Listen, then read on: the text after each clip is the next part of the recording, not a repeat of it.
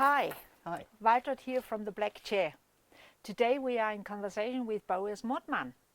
Boaz is a coach driver, a musician, and he lives in a mobile home around Melbourne. He is happy with less, as a minimalist, he says, and chronically optimistic about the future. So I'm looking forward to having a chat to Boaz, and let's meet him. Hi, Boaz. Hi, Walter. And here we have the dogs again interrupting us and wanting to be part of our conversation. Why not? I'm always wondering if people hear that when the dogs bark in the If house. you heard that, They might not. you can repeat this. No. I think dogs are part of it. We are not scripting, we are not cutting, we are not editing our videos. No. Is what you see, is what you Beloved get. Pierre. Beloved Pierre Bouton. And that was Pierre, though. Yeah, Yeah. the dog. Yeah. So, Boaz, how are you? I'm kind of good. Kind of good. You arrived here, you got out of the bus, you came with your house like a snail, Or and a here rabbit. you are, or a rabbit. How long have you lived in the bus? Since 2006. What's that? 2006. Okay, that would 13, be 14 years? 14 years. And what drove you to become and make this decision?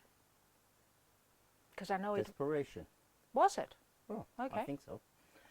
As far as I recall, at that time I had a mentor that suggested that I'll have my business as a mobile business, because I was doing this. I was doing some kind of a program to learn how to have a business. And she said, okay, so buy a van, and we'll make this as your in the plan of the business plan. We'll make your van as your office. Then you don't have to hire an office, because in the plan you have to have an office. So mobile. So I was looking for a van, but then I found the bus. What a Or good the fat idea. bus, fine. Well, to just clarify for people, your business at the time, which became, and is still to this day. What? Well, overall, I call it Boaz Products. It's to do with products that I make. They're percussion instruments. So your main skill as a musician is, would you say you're a percussionist? Yes. That's your main I love thing. percussion. Yeah. Yes. And the things you make, Boogie balls. they are boogie balls. And can you Boogie enlighten balls. us a bit? Two egg shakers. I see you've got them here. Two egg shakers connected with a cord. Uh-huh. It's an ancient concept, actually. Yeah. And there is a way to play them. And you can do two hands.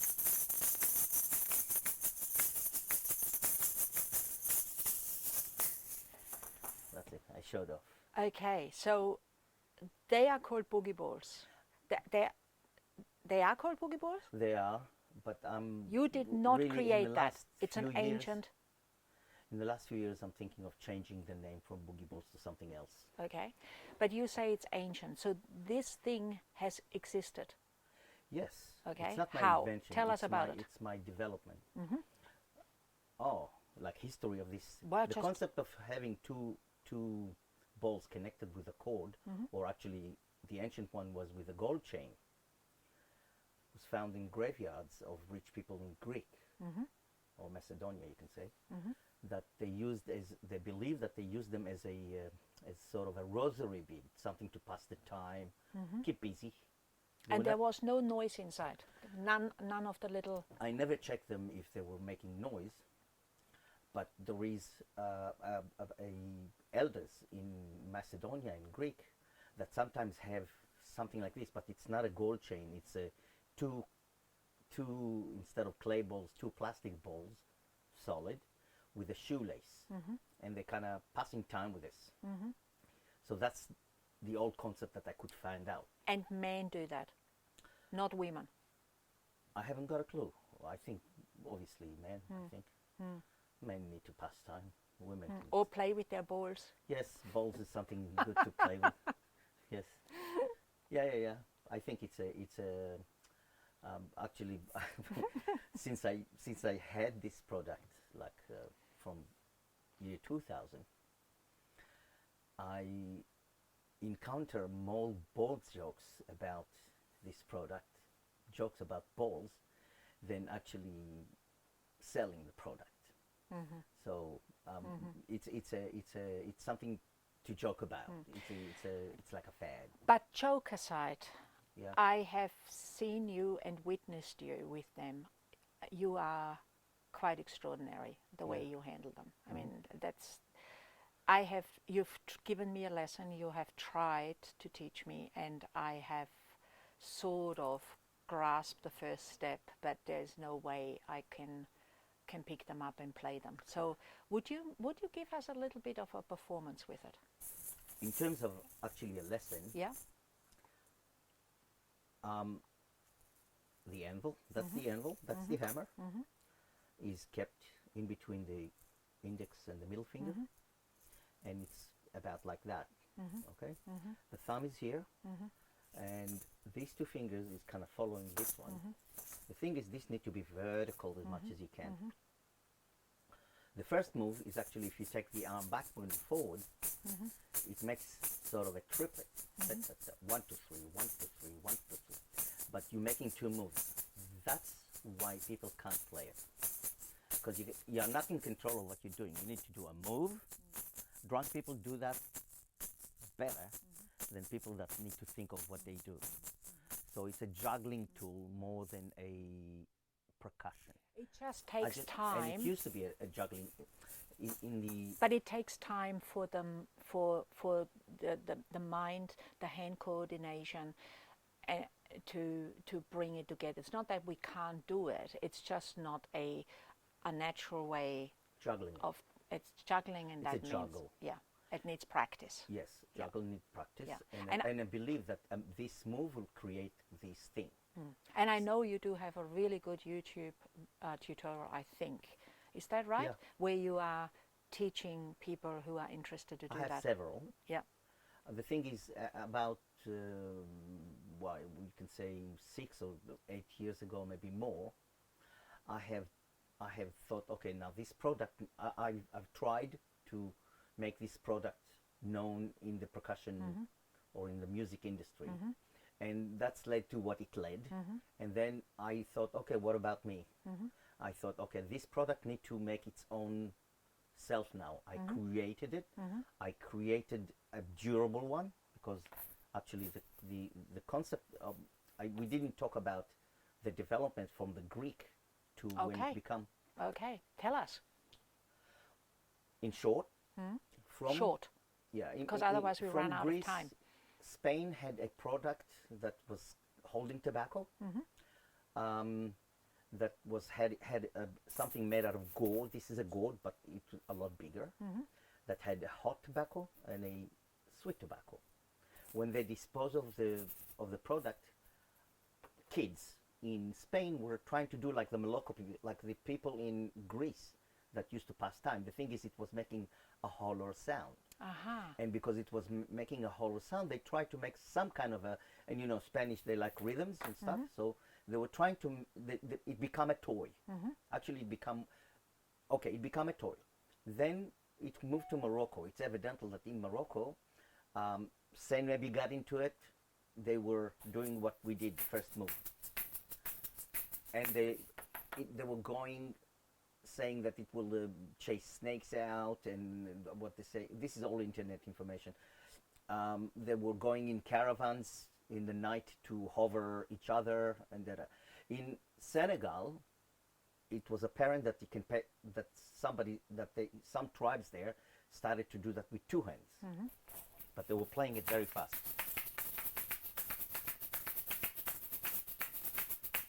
Just as a toy, as a to impress the girls, actually, kids. It was still a toy, but they started to produce it not just as a tobacco holder, as a toy. In Ghana, it was evident that now they started to catch it here, on this side. So you can have now a 4/4. In terms of percussion, you have a common time. Instead of 1 2 3 1 2 3 1 2 3, 1 and a 2 and a 3 and a 4. So with one hand you can do the triplet, and with the other hand you can do the 4/4. In terms of percussion, it's like 3/4. It's intriguing, and that intrigued people in the music industry, and they were taking these kids and they were taking them around the world to show in a show. That's where I got into that. And that was when? We're going That was back to? at Port Fairy Festival in maybe 1999 or 98. Port Fairy because being a part in Australia here. at that time I was a didgeridoo player, and I was looking for something to complement my didgeridoo playing as far as percussion.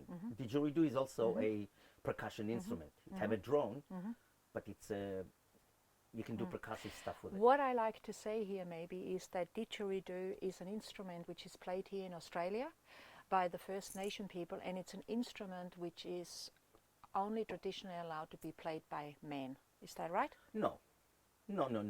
Only men said that in Arnhem Land. So No, but in Montsalvet here, Victorian indigenous people, there is a paragraph when you go to that museum.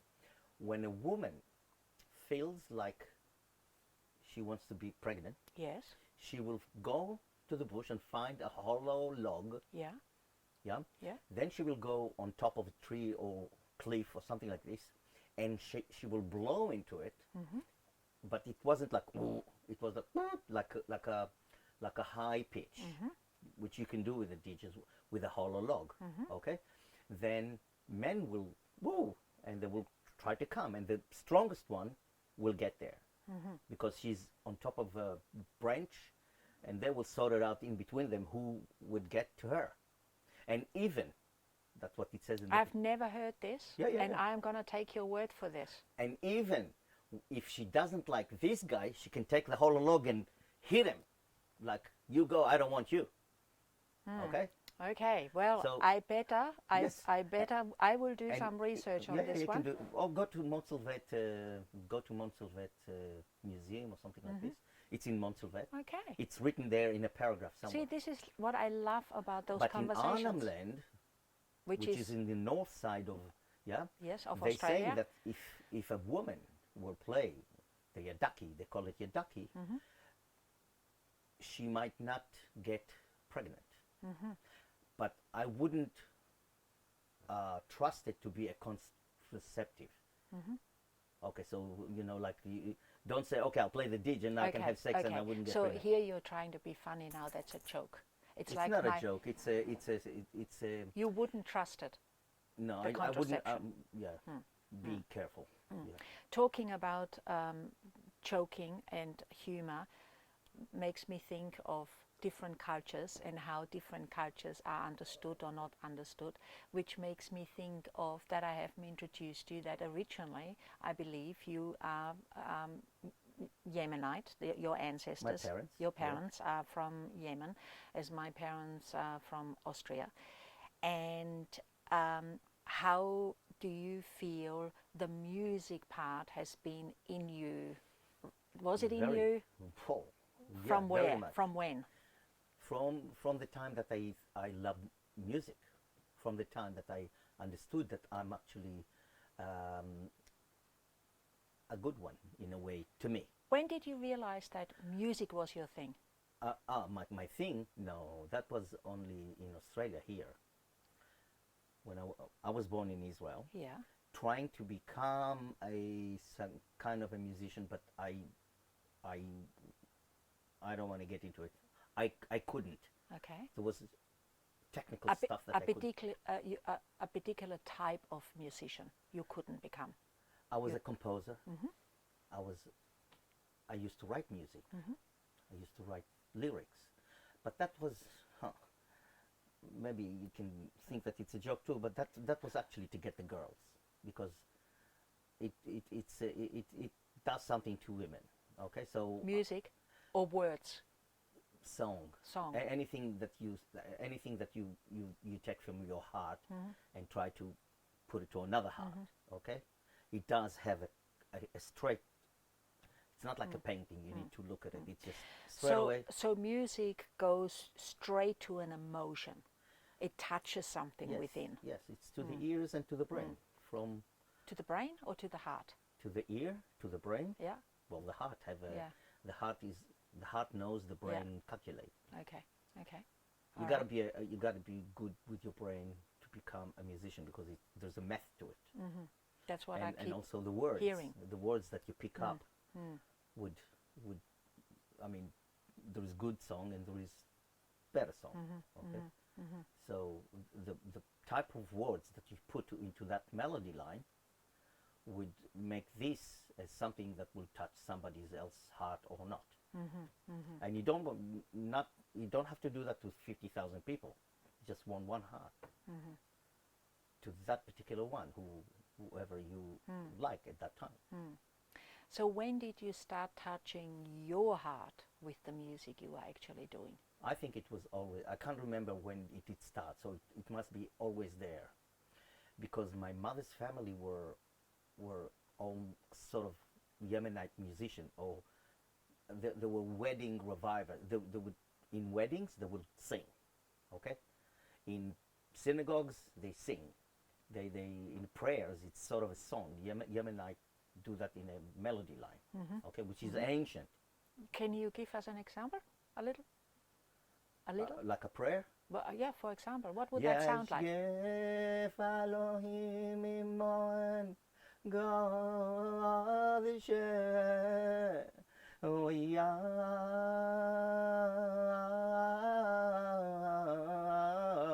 Okay. So that belongs to religious So this scriptures. is yeah. Sounds beautiful. Very, very. It's a prayer.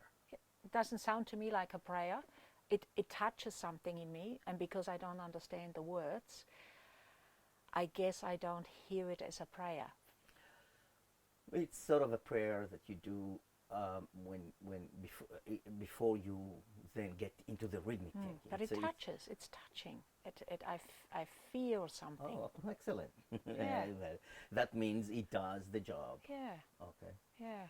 So whatever in that kind of melody line, the word is not the essential thing, but it does to a kid or to somebody who hears it. It does. Oh, what is that? Can I do this too? So that's what happened to me in a way. My uncle used to do all these melody lines that were challenging and attractive, and that's why I'm saying it's ancient. That's why I'm thinking it's very sort of biblical. It gets you to Genesis time kind of thing, I think. Oh, to me, to others too. So that's how I started. I become like, if there is a wedding and there's a microphone, okay, I'll do my stuff there. Okay. Then I learned the guitar. My parents, I had to do that secretly because my parents didn't like it. They wanted me to become a technical man, not because they had so much suffering from art. Art doesn't give you, it may be open doors to you, but it doesn't fatten your bank account. And they want a good bank account, okay, or to their offsprings. So because all of a sudden their boy wants to become wants them to buy them a guitar. I asked them to buy me a guitar, and they didn't want to. So I had to go to my neighbor, and whatever lesson he had, I will see what he had. Okay, so what he taught you, and then I get that, and I'll practice that, and then I know how to do a G and a C. 2 chords I could do. But to every musician there is a story why they started that. That's how I remember I learned the guitar. But I was not a musician I was a musician in a campfire. I would never record. I would never. Also in the army, when I tried to do that, I got to understand that you better become a plumber or something instead of a musician. Leave music as a hobby, and that's what I did. But when I came to Australia, actually, all of a sudden I could choose what I want to do. How old were you when you came to Australia? 30. Okay. So, but it took 10 years. At 40 years old, I decided, okay, you're already have products, because I was a very good didgeridoo player actually, because I loved it. First time I heard it, I wanted to do it, and I got as a present actually for Christmas. I got a didge, and I started to play it without anybody teaching me how to play it. So I developed some kind of another way from a shofar. A shofar is a horn that Jewish people will play in the synagogue. Doesn't matter. Well, it does matter, because all of that is very interesting. Oh, The is it? shofar, of course it is. I mean, lots of our viewers don't know what a shofar is, and I understand a shofar, is this the same thing what they play on Shabbat in order to call in the Shabbat? Is that also a shofar? That In horn? the old days, like in European Yes. time, it's once a month, goes from one mountain to another with fire to announce the beginning of the month. And then there will be about 2 or 3 holidays that at the end of the holiday, you blow the shofar for everybody to know that, okay, now you can eat, because it's to do with fasting. Yes. Okay. And the shofar is a animal horn, right? Yeah, it's an antelope. It's an antelope, and It's a hollow horn. it's hollow, and it doesn't have. It's just hollow, but it's closed in the front. No, No, it's there is a little mouthpiece in the beginning. yeah. You blow it like you do to a trumpet, let's Yep. say, and because it goes Yep. like in it becomes like an amplifier inside. Because I think the shofar is important, because different cultures also have that. That's just that's Indians not. have that. Yeah. It's an ancient thing. Yeah. They I talk mean, about trumpets. They mean shofars. well, we have in Austria Egyptian the actually Swiss, were masters. and the Swiss have got, and the Austrians have got what's called Yes. the Alphorn. Yes, yes, It's yes. a very long stick, like a didgeridoo, Yes. but it has this little horn That's at the bottom for it to and for the to for the project sound to go up. And it was also mountain to mountain to communicate before telephone and internet. So, definitely. yes. I mean, it used to be in the sea to hover in the nighttime. What you call ships together, or boats, or whatever. So to know the distance and how Yeah. far away. It's they to are. announce To war. announce. Okay, now we're going. So they blow. So you think the blowing of the shofar, that skill you already had, helped you with the didgeridoo? Yes, because But there's something else important. What isn't that? Is that not about the breathing? yes. So I developed when I was young with a shofar a way to circulate my breathing. But when you do that to a shofar, it's annoying, because the shofar is a high pitch. So I used to get confiscated any shofar that I would start to play, because I could play it for a long time. And I was a kid. When I got a didgeridoo as a gift, and she gave me also a disc. I'm talking about 94, 95. So she gave me a disc to hear how it sounds like too. So I developed a way to do it, but it brought me back to how I did the shofar. So I could play it fast and do overtones, make it sound like a shofar. Today everybody does that, but at that time it was a bit special. So I became a special didgeridoo player, which made me actually resign the didge in Australia, because I was at that time elders in the indigenous world were very cautious, no matter what. Doesn't matter which mob we're talking about. They were very cautious about their culture getting lost.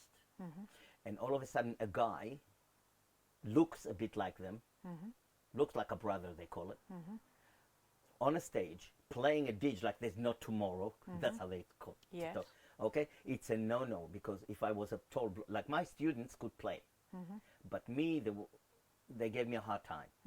And even the didge himself. So it was okay, so I resigned it. I didn't play the didge on stage anymore, only to myself or to somebody or overseas. Boaz, we often touch on those subjects, and I think about it, the cultural sensitivity within cultures, and the didgeridoo does belong to the First Nation people in Australia. And the cultural sensitivities around that, and what is the appropriate thing to do, and what is the wrong thing and the right thing, and the perception we have around it. And I thought I that I understood that the ditch was not to be played by women. But you are saying something else today, which again shows me how much one can think we know, and it might not be so. So I am being a, sort of a reminded to do a bit more research, to do a bit more Yeah. reading, and to No, actually but why, find out some more. why would somebody think that a woman shouldn't play the ditch? I mean, what's the reason behind it could be? Oh well, this is the good question. Why is things are the way the things are, and is it for me to change, or for me to accept that things are the way they are in order to respect cultural differences? Yeah. I am saying, I'm not even sort of I have saying a it's question. right or In wrong. Austria, only men play those. What do you Yes, call them? yeah, Alphorn. Alphorn. There's Only men? only men, and I cannot tell. Oh, so That's that's right. why you think that way. Well, no, I heard that as in my travels in Arnhem Land. I have worked in Northern Territory, Ooh, but that's that's you my see, that's new to me. understanding. See, and here I am now going. Maybe I'm not right. Maybe I got something wrong. So it says to me, do some more inquiry, check if this is still true, where is it at today, because if something was like that years ago doesn't mean it's still happening now, and it is because what it makes me think of, it makes me think of Austria, of old customs we have, which involves lots of men and women having to be in their place. That's why the didgeridoo is being said to women not to play. That's why. It's because they want women to maybe wash dishes. I don't know. I don't know. So my point is, I do not know. So I will make myself through inquiry a When little a bit woman more sing, enlightened. when a woman do anything that it's arty, is for the beginning, it's 10 times better than a man. Well, that's a very big generalization. So let's not Well, go because there. you're a woman saying that. Well, I don't think I'm telling you, when a woman sing, that she sings better. yes, she is with the God, she is with the Mother Earth straight away. That's why she can recognize a good voice from a man. Otherwise, she wouldn't. You see what I'm saying? It's a your Earth. I mean, I don't want to get into that. No, Okay. I from let's just finish it off maybe with that my background, Germanic, Austria. I have grown up with many choirs, which are the men's choir. So in most towns, villages would have a men's choir, and they are amazing. They're really beautiful. Yeah. So I would not say that I don't hold that belief that a woman's voice is better than a man's voice, because I have heard incredible men's choirs. There might be a reason around it why, again, there are more men singing publicly than there are women choirs, because even with my mother's funeral, which has only happened a few weeks ago, they had a church service for her as a several weeks after she had passed, and it was a man's choir who was singing a song. And why was it a man's choir? Because they exist in that village where she is. She loved them, and that's the superficial part. Mm-hmm. But why are there more men's choirs than there are women choirs? I have no idea. But the voices are beautiful. I would want to say when you were saying that, something came into my mind is about a lullaby. A lullaby. Yes. So as a kid, when my mother would sing me a lullaby, I will fall asleep. When my father would try to sing me a lullaby, I will ridicule him. Yeah, he didn't have breasts. No, singing. I'm talking about the I singing. know that, but Because I am you have making a something, joke. you have something, the whole, it's maybe to do with the breast too, but I'm talking about a kid.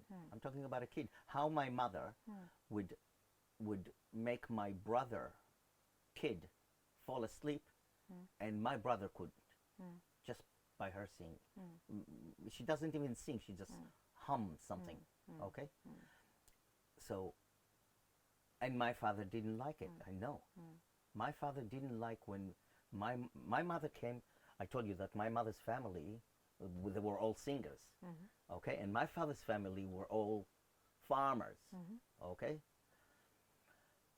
When my mother would sing, it would draw the attention of other men, and my father didn't like it.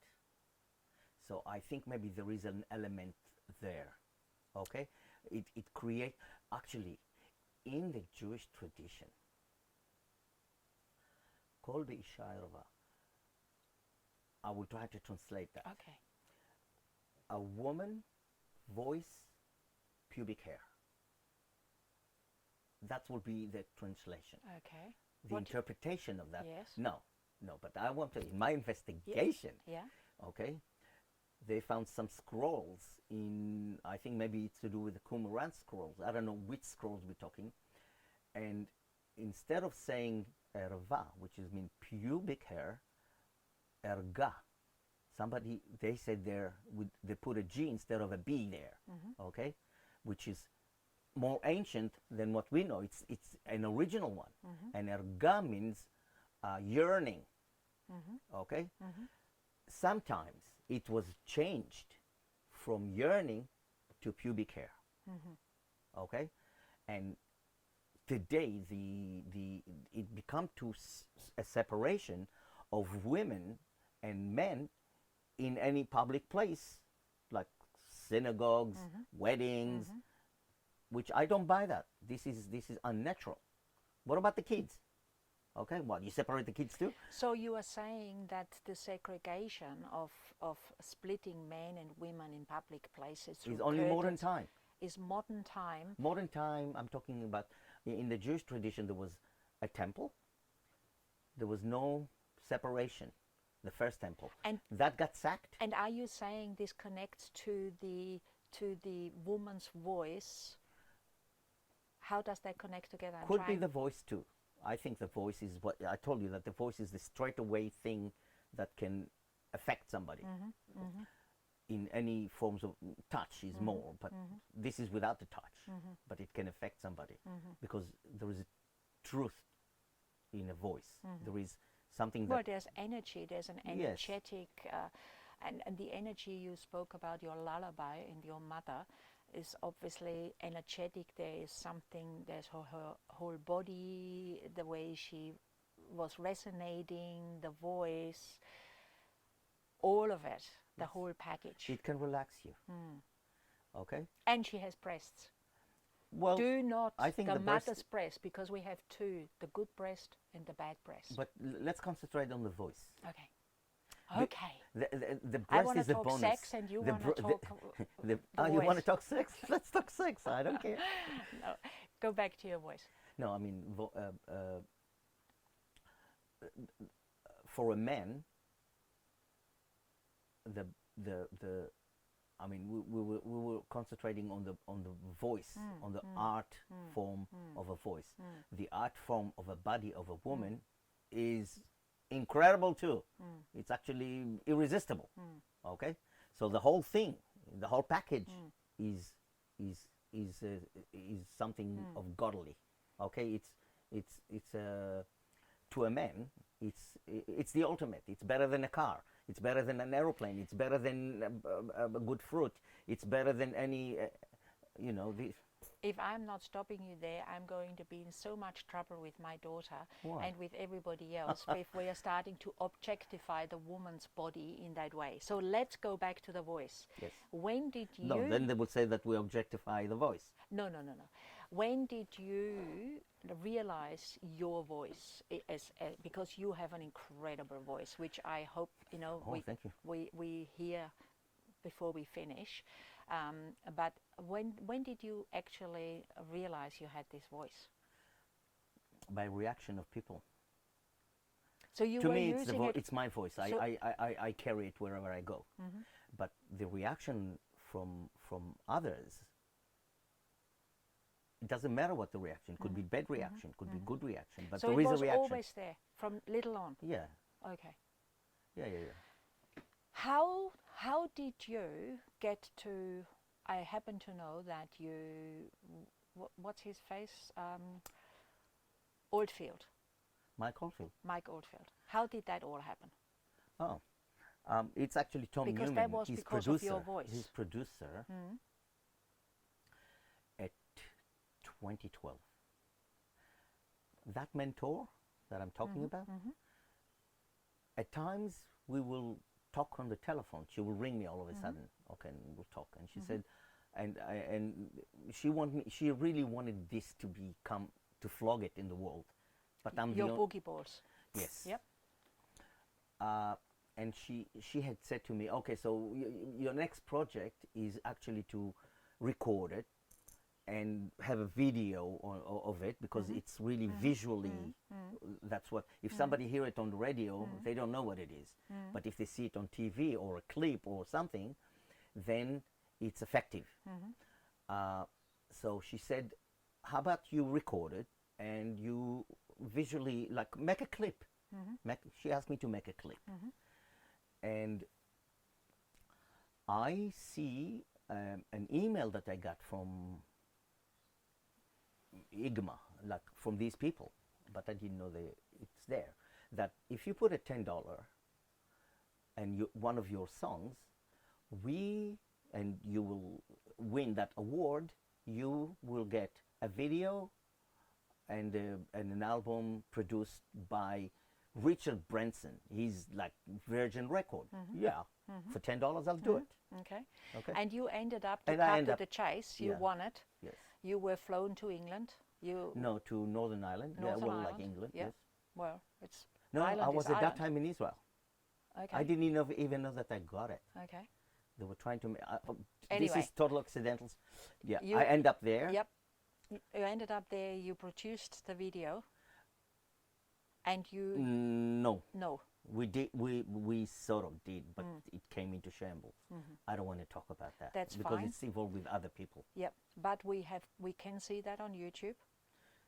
Oh no. No? I conceal that. Yeah. Oh, I thought it was up. Well, you can see moments of it. Moments. The way to do it, but not the actual thing. And it was called I decided to let it, to stop it. It I wa- decided to become non-artist anymore. It's a hard work. That's why I become a driver. Yeah. It's just easier. Okay. And I made music as a hobby, Yeah. more than as a profession. So music today for you is to involve yourself, to be lighthearted, to be part of a group, because I know you played many kirtans. You're very involved weekly with other musicians. Yes? Yes, but as a hobby, Yeah, so well, but you not for profit. well I you're call doing it. right. You're not making a living from it. You're giving I- music to I others. refuse to get money from it. I have enough money from what I do as a driver. Yeah.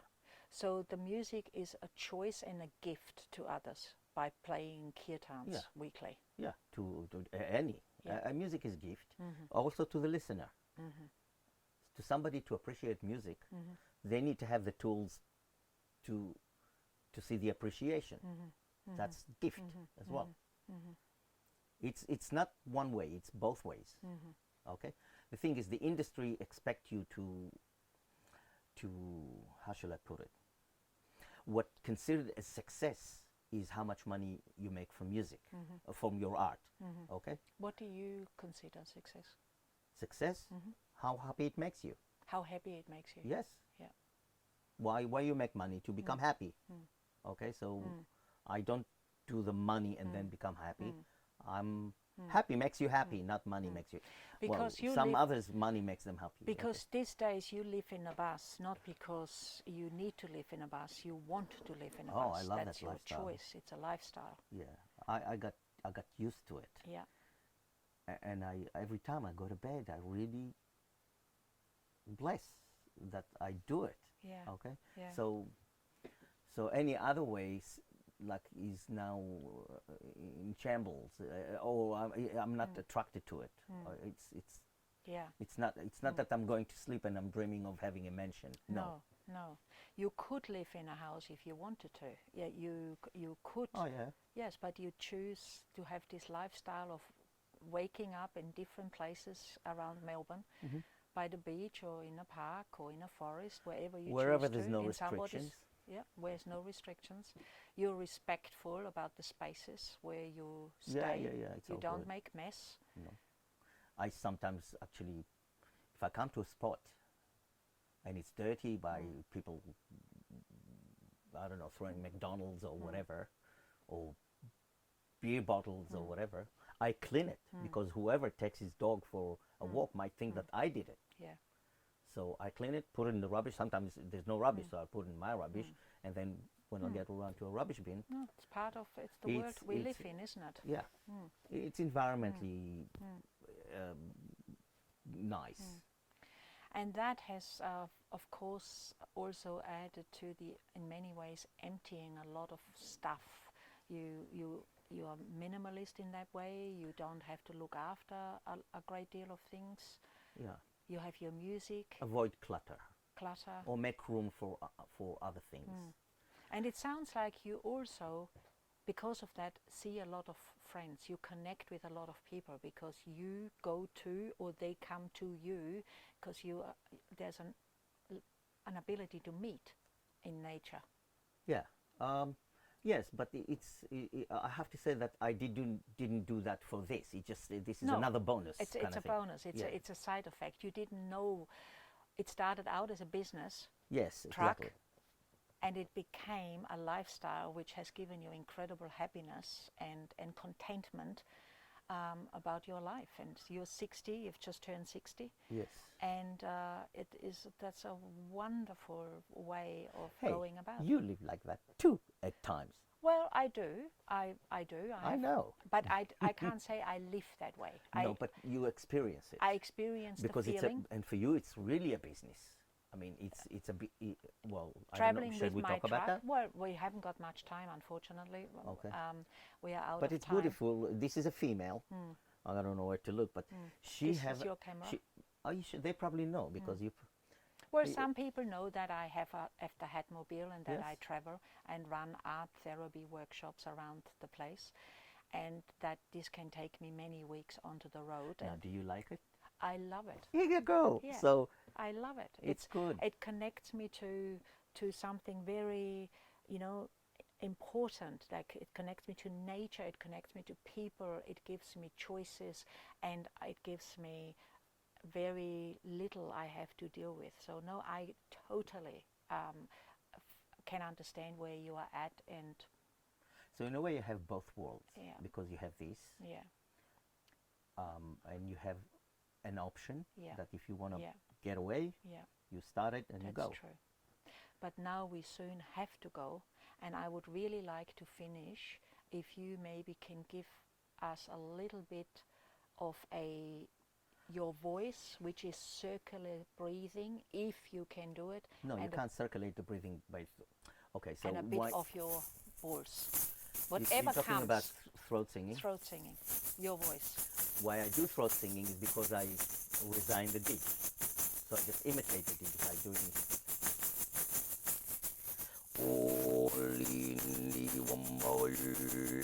Don't make me laugh.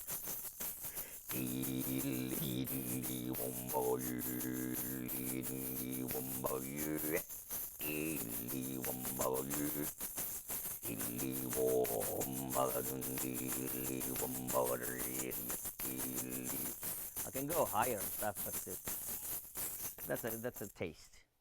That was a taste, and this is how he takes us out, and this is it for today.